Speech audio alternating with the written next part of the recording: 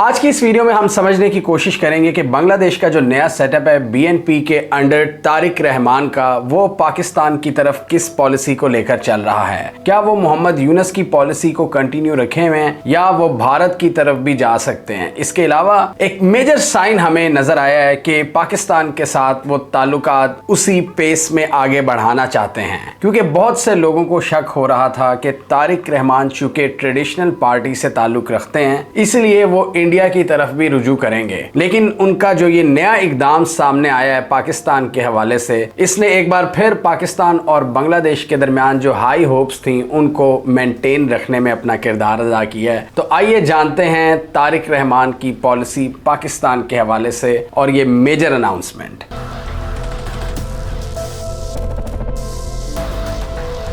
तो आज की सबसे बड़ी हेडलाइन यह है कि बांग्लादेश की हुकूमत के फैसले के मुताबिक उनका एक group of civil servants Pakistan की सिविल सर्विसेज एकेडमी में ट्रेन होगा। ये एक बहुत बड़ी डेवलपमेंट है और एक्सपर्ट्स के मुताबिक एक मेजर फॉरेन पॉलिसी शिफ्ट है, क्योंकि इससे पहले हमने देखा है कि बांग्लादेश ने हिस्टोरिकली अपने सिविल सर्वेंट्स को भारत में ट्रेनिंग दिलवाई है और स्पेशली शेख हसीना वाजिद के दौर में उन्होंने भारत से एक मुआहदा किया और जिस साल मोदी सरकार ने हुकूमत संभाली 2014 में उनके साथ एक एग्रीमेंट भी किया कि हर साल हमारे सिविल सर्वेंट्स आपकी एकेडमी में ट्रेन होंगे। ये तकरीबन 10 साल की अरेंजमेंट थी भारत के साथ जो 2014 से लेकर 2024 तक चली और फिलहाल तातुल का शिकार है। कोई एक बांग्लादेश का सिविल सर्वेंट भारत नहीं गया पिछले 2 सालों में। और इसमें मजे की चीज ये है कि भारत के साथ वो पुरानी अंडरस्टैंडिंग को रीन्यू नहीं किया गया और पाकिस्तान के साथ इस पार्टनरशिप को करने का फैसला किया है तारिक रहमान की हुकूमत ने।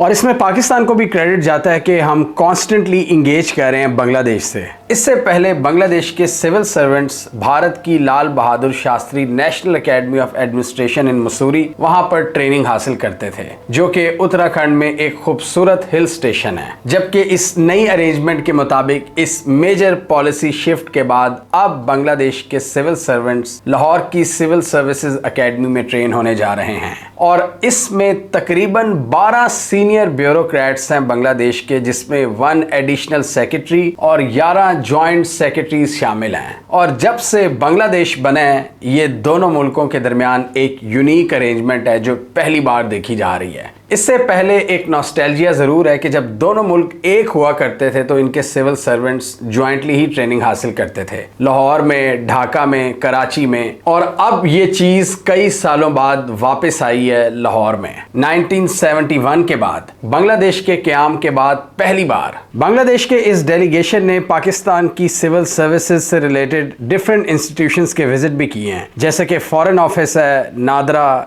HEC, parliament. और ये भी पाकिस्तान और बांग्लादेश के दरमियान जो पॉलिसी इनोवेशन के हवाले से एक अंडरस्टैंडिंग हुई है पाकिस्तान बांग्लादेश नॉलेज कॉरिडोर के तहत। इस इकदाम के जरिए बांग्लादेश अपनी ब्यूरोक्रेसी के एक्सपोजर में डाइवर्सिफिकेशन चाहता है कि सिर्फ एक ही जगह का एक्सपोजर ना हो उनके पास मल्टीपल एवेन्यूज हों, क्योंकि इससे एक ये भी डर होता है कि अगर आप एक साइड से अटैच रहते हैं तो आप उसके इन्फ्लुएंस में भी आ सकते हैं। तो ये एक जबरदस्त डिसीजन है डाइवर्सिफिकेशन का और एक्सपर्ट्स के मुताबिक फ्यूचर में भारत के साथ भी कोई एग्रीमेंट हो सकता है, इनका दोबारा इनकी ट्रेनिंग बहाल हो सकती है भारत में। लेकिन फिलहाल इन्होंने पाकिस्तान के साथ जाने का फैसला किया है और भारत वाले एग्रीमेंट को रीन्यू नहीं किया। ब्यूरोक्रेसी के डाइवर्स एक्सपोजर के अलावा यहाँ एक और मकसद भी क्लियर है, पाकिस्तान के साथ ताल्लुकात को आगे लेकर चलना और जो करंट पॉजिटिव ट्रेजेक्टरी है उसको मेंटेन रखना। जो थोड़ा बहुत शक हुआ था कि तारिक रहमान पाकिस्तान को डिच करवा देंगे, भारत की तरफ चले जाएंगे, उन्होंने ये करने का फैसला नहीं किया, बल्कि रिपोर्टेडली बांग्लादेश के अंदर से जो इतलात आ रही हैं वो डाइवर्सिफिकेशन चाहते हैं। मतलब वो अब समझ चुके हैं कि 100% डिपेंडेंस भारत पर नहीं रखनी। भारत के साथ साथ अब पाकिस्तान भी होगा, लेकिन भारत भी होगा किसी लेवल तक, क्योंकि इसमें कुछ जियोग्राफिकल रियलिटीज हैं। 3 अतराफ से तो भारत ने इनको घेरा हुआ है, भारत की सारी स्टेट्स हैं। तो ये वैसे भी बांग्लादेश की एक मजबूरी है भारत के साथ बनाकर रखना, क्योंकि ट्रेड की भी बात करें तो भारत एक बहुत बड़ी मार्केट है और उनकी उनके बिल्कुल करीब है, हर तरफ से करीब है, जबकि पाकिस्तान का डिस्टेंस थोड़ा दूर है। तो ये अच्छी चीज़ है उनकी पॉलिसी मेकिंग में कि सबको साथ लेकर चलना है, जो ज़रूरियात हैं, जो जियोपॉलिटिकल रियलिटीज़ हैं, उनको भी मद्देनज़र रखना है और पाकिस्तान के साथ फजूल में बिगाड़नी नहीं है, जो कि शेख हसीना वाजिद ने किया था। किसके कहने पर? मोदी के कहने पर। वो जो इतना ज़्यादा इंडियन इन्फ्लुएंस और इकोनॉमिक डिपेंडेंसी थी, उसको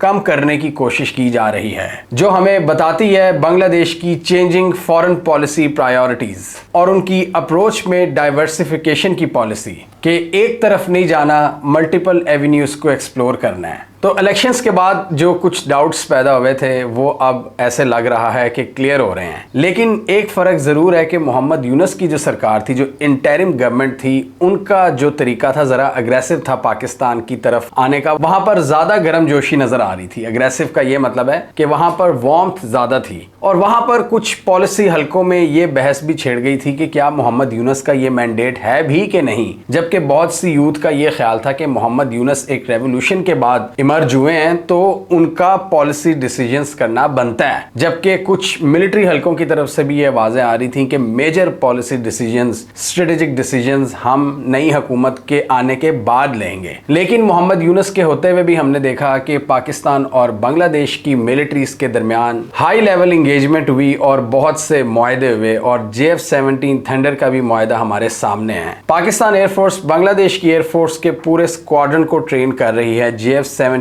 थंडर के प्लेटफॉर्म्स, उनकी जो नो हाउ है उसमें ट्रेनिंग दी जा रही है और बांग्लादेश JF-17 थंडर्स के पूरे सिस्टम में बहुत इंटरेस्ट ले रहा है और अभी रिपोर्टेडली ट्रेनिंग चल रही है उनकी पाकिस्तान में, उनके फाइटर पायलट्स की और पूरा जो इकोसिस्टम है, जो टेक्निकल स्टाफ है सबकी। और उसके बाद JF-17 थंडर्स उनके हैंडओवर किए जाएंगे। ये जितनी मिलिट्री और इंटेलिजेंस इंगेजमेंट्स हुई हैं पाकिस्तान और बांग्लादेश के दरमियान पिछले 2 सालों में, भारत की इससे नींदें हराम होती हैं और उनके अगर हम आर्टिकल्स को देखें, उनके मीडिया पर देखें, तो वो इस परेशानी का इजहार करते रहते हैं कि इस पूरी रिकंसिलिएशन की आड़ में कहीं ISI अपनी प्रेजेंस जमा ना ले बांग्लादेश के अंदर, और वो अपने फियर्स पब्लिश करते रहते हैं कि पाकिस्तान फलानी जगह पर बैठा हुआ है बांग्लादेश में, वो सिलीगोली कॉरिडोर के करीब हम पर वो कब्जा करना चाहता है, हमारा रास्ता रोकना चाहता है, 7 स्टेट्स को अलग कर देगा। तो इस तरह के फियर्स हमें नजर आते हैं। ISI की प्रेजेंस की बात करते हैं वो। तो ये हमने देखा था कि दोनों साइड्स की नेवीज,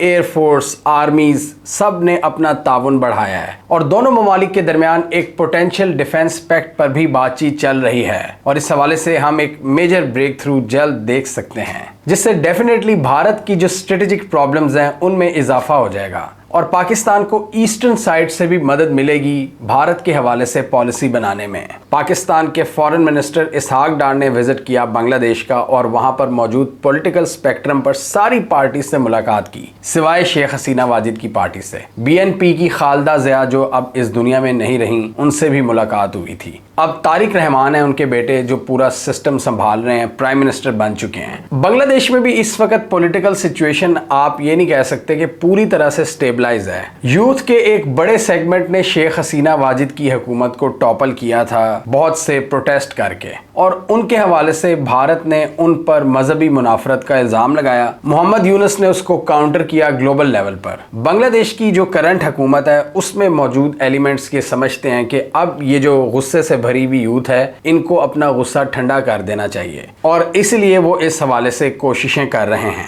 यूथ की पार्टी ज्यादा जमात इस्लामी के साथ अलायंस में है, उन्होंने तकरीबन 70 के करीब सीट्स ली हैं, जबकि बांग्लादेश की नेशनलिस्ट पार्टी ने 200 से ज्यादा सीट्स हासिल की हैं और एक पावरफुल पोजीशन में है। जबकि बांग्लादेश की अवामी लीग, शेख हसीना वाजिद की लीग, वो अभी अनसर्टन कंडीशन में है, क्योंकि इस वक्त बांग्लादेश और भारत के दरमियान एक बहुत बड़ा मसला शेख हसीना वाजिद की हवालगी का भी है और भारत में उन्होंने पनाह ली हुई है। भारत ने यही स्ट्रेटजी रखी हुई थी कि जब नई हुकूमत आएगी, इलेक्टेड हुकूमत आएगी, उनसे कोई बातचीत की जाएगी, हैंड ओवर किया जाएगा या नहीं किया जाएगा, हालात के मुताबिक फैसला किया जाएगा। लेकिन अभी तक हम देख रहे हैं कि उसमें कोई डेवलपमेंट नहीं हुई, क्योंकि ये एक बहुत बड़ा एक कॉम्प्लिकेटेड मैटर है। शेख हसीना वाजिद को अगर ये बांग्लादेश ले भी आते हैं तो लोग मुतालबा करेंगे कि इनको फांसी दी जाए, और उनकी फांसी एक नए अनरेस्ट को जन्म दे सकती है। और इसलिए बीएनपी के जो तारिक रहमान साहब हैं, शायद उनकी अभी स्ट्रेटजी यही है कि इस मसले पर मट्टी डालो थोड़े अरसे के लिए, जब तक नई स्ट्रेटजी नहीं डिफाइन होती। और भारत को भी कोई मसला नहीं है उनको पनाह देने में। बांग्लादेश एक ऐसा मुल्क है जहां पाकिस्तान की तरह बहुत सी यूथ है और मेजॉरिटी में है, और वहां पर उनकी सुनी जाती है। ये अच्छी बात है।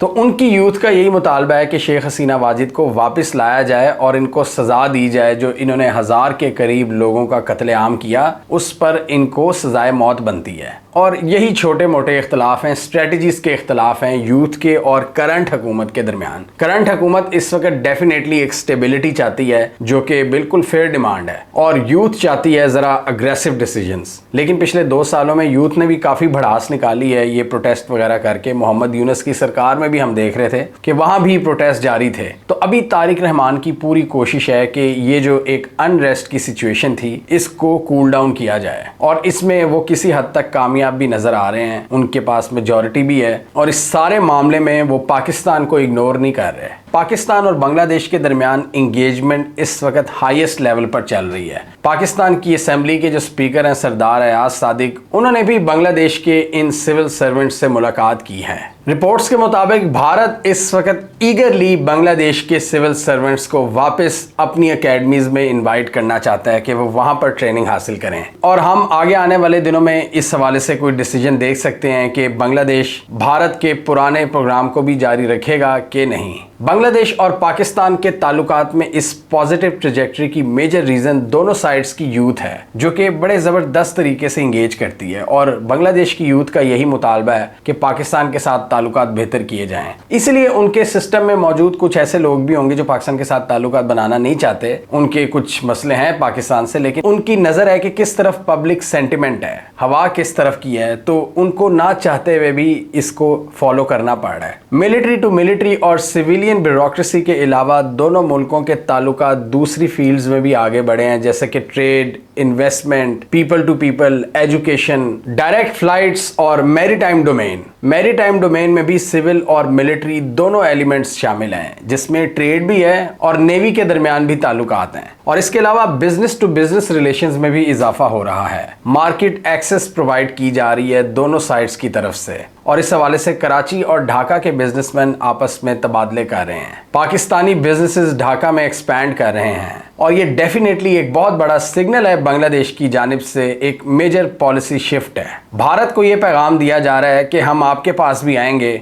लेकिन पाकिस्तान को एलियनेट नहीं करेंगे, जो कि शेख हसीना वाजिद की हुकूमत करती रही वन साइडेड पॉलिसी बनाई हुई थी। और इसी वजह से लोगों को बहुत ज्यादा गुस्सा था कि हर चीज ये भारत से डिक्टेशन लेकर क्यों करती हैं। भारत का एक ये भी हुक्म था शेख हसीना वाजिद को कि आपने पाकिस्तान के साथ ताल्लुकात सही नहीं रखने। उनके यहाँ अगर कोई ख्वाहिश थी भी सिस्टम में, तो उसको आगे नहीं बढ़ने दिया गया, और इसलिए फिर लोगों ने एक ही बार भड़ास निकाली है। इंडिया आउट की कैंपेन वहां हमने देखी, फिर हसीना आउट की कैंपेन देखी, और वो इंडिया और शेख हसीना वाजिद को एक एंटिटी के तौर पर देखते हैं। और इसलिए वो कह रहे हैं कि ये भारत में क्या कर रही हैं, जिन्होंने हम पर गोलियां बरसाई उनको भारत ने पनाह दी, तो ये भी एक गुस्सा है उनको भारत पर। तो इसी सेंटीमेंट को देखते हुए बांग्लादेश की हुकूमत एक पैगाम दे रही है भारतीय सरकार को कि आप हमारे लिए डिफॉल्ट डेस्टिनेशन नहीं रहे अब, जो कि शेख हसीना वाजिद के दौर में होता था। आप बाय डिफॉल्ट इंडिया नहीं होगा, बल्कि चाइना, पाकिस्तान और दूसरे नेबर्स भी होंगे। और ये भी हम देख चुके हैं कि पाकिस्तान और बांग्लादेश के दरमियान जो बायलैटरल टॉक्स हैं वो भी 15 साल बाद बहाल हो चुकी हैं। पिछले साल के आगाज में उनको बहाल किया गया था।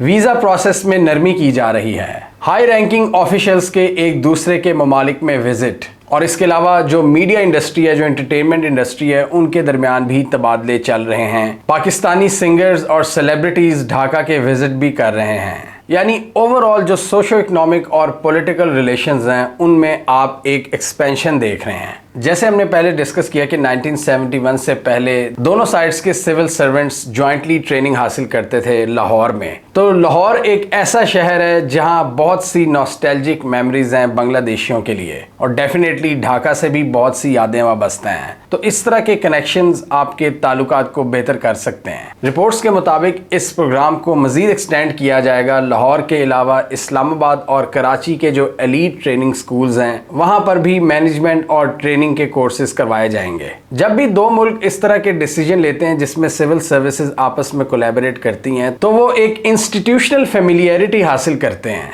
बांग्लादेश के सिस्टम की बात करें तो वो बड़ी हद तक यूनिडायरेक्शनल हो चुका था शेख हसीना वाजिद की पॉलिसीज की वजह से कि सिर्फ भारत के पास ही जाना है हमने, और इस तरह आपके जो सारे इंस्टीट्यूशंस हैं वो इन्फ्लुएंस्ड हो जाते हैं एक ही जगह से। तो इस चीज को चेंज करने की कोशिश की जा रही है तारिक रहमान की जानिब से कि अब सिर्फ इंडियन इन्फ्लुएंस नहीं होगा, डाइवर्सिफिकेशन होगी। और फिर ऐसा होता है कि आपके सिस्टम्स बहुत ज़्यादा सिमिलर होना शुरू हो जाते हैं। आपका पूरा निज़ाम, मतलब अगर एक मुल्क के सिविल सर्वेंट्स चाइना में जाकर ट्रेनिंग ले रहे हैं तो बड़ी हद तक चाइना जिस तरह काम करता है वो उस तरह काम करेंगे, उस तरह की सिविल सर्विसेज देंगे लोगों को। अगर कोई अमेरिका से ट्रेनिंग लेता है तो वो वाली सोच ट्रांसलेट होगी उस कंट्री के सिविल सर्वेंट्स में। और बांग्लादेश के 1000 से ज़ायद टॉप सिविल सर्वेंट्स ने पिछले 10 सालों में ट्रेनिंग हासिल की इंडिया से। तो आप अंदाज़ा लगाएं उसका इन्फ्लुएंस कितना ज़्यादा होगा बांग्लादेश के पूरे सिविल स्ट्रक्चर में, जो सिविल सर्विसेज का पूरा निज़ाम है। तो बांग्लादेश के ऊपर भारत की जो ब्यूरोक्रेटिक मोनोपोली थी उसको ख़त्म किया है नई सरकार ने।